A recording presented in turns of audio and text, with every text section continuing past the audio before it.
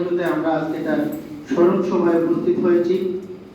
আজকের এই স্মরণ সভার মঞ্চকে যিনি আলোকিত করেছেন, আমাদের বিশ্বনাথ তথা সিলেটের গৌরব, এই বাংলাদেশের গৌরব, আমাদের শ্রদ্ধেয় জনাব ওসিমপুর স্যার।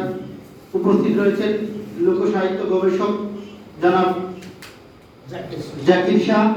উপস্থিত রয়েছেন আমাদের যেই জনপদে বাউল সাক্ষ্য আজমিয়ার জন্ম, সেই জনপদের নির্বাচিত জনপ্রতিনিধি জনাব হাফিজ আলম খান চেয়ারম্যান সাহেব।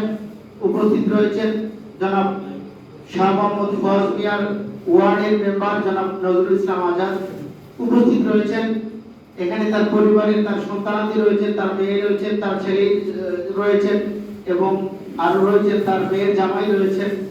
এবং উপস্থিত আমার সম্মুখে অনেকেই যারা এখানে উপস্থিত হয়েছেন এবং অনেক গণিজন এখানে সামনে বসে আছেন। আমাদের জুয়েল ভাই রয়েছেন, অনেকেই রয়েছেন, আম্বজিনা রিপন ভাই রয়েছেন। সবাইকে আমরা কৃতজ্ঞতা জানাচ্ছি আজকে এই অনুষ্ঠানকে সফল করবার জন্য। আমাদের এই আয়োজন, যারা আজকে এই আয়োজন বলে করেই আসে নাই, অনেক পরিশ্রমের ফলে আজকে আমরা এখানে আসতে পেরেছি। আমি সেদিকে যাচ্ছি না, আমি কৃতজ্ঞতা জানাচ্ছি আমাদের মঞ্চকে যারা আলোকিত করে আমাদেরকে ধন্য করেছেন। আমরা মনে করি আমাদের একটা নৈতিক দায়িত্ব ছিল। আমি যখন ফওয়াজ মিয়া সাহেব 24 জন ইন্তেকাল করলেন, তার আগে ঈদের দিন সারাটা দিন ওনার সাথে আমি ছিলাম এবং এবারকার কুরবানির যে ঈদ ছিল, এরপরে 26 তারিখ উনি ইহরাম ত্যাগ করেছেন।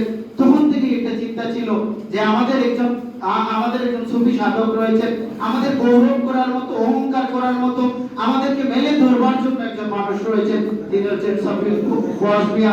সেই ফওয়াজ মিয়া সাহেবকে প্রোগ্রাম করবার জন্য প্রথম দিন থেকে আমাকে যথেষ্ট সহযোগিতা করেছেন। এ পর্যন্ত নিয়ে আসতে যারা ভূমিকা রেখেছেন জনাব এম.এস. রহমান, বাউল হুশিয়ার ভান্ডারী জনাব ফওয়াজ মিয়ার শিষ্য, এবং বিশেষ করে তৌফিকুর রহমান আবিব ভাই, আরকান আলী রাজা সহ, জুয়েল ভাই সহ যারা এখানে আমাদেরকে সহযোগিতা করেছেন, প্রত্যেকের প্রতি কৃতজ্ঞতা জানাচ্ছি।